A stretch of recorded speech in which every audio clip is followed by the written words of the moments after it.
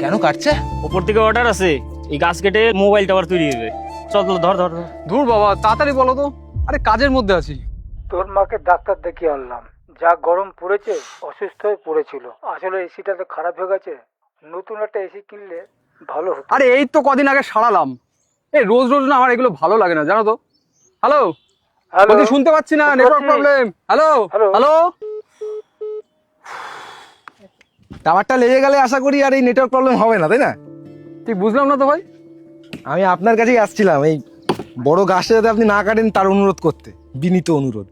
কিন্তু আপনার যে আচরণ দেখলাম, তারপর আমি ফিরে যাচ্ছি। আচরণ? এই তোকে কি বললাম আমি ভাই? আমাকে নয়, আপনার বয়স্ক বাবা মাকে, যে মানুষগুলো আপনাকে তিল তিল করে বড় করে তুললো। ছোট্ট ছাগল ছানা ছিলেন আপনি, সেখান থেকে আদ্দামরা একটা খাসির চেহারায় আনলো।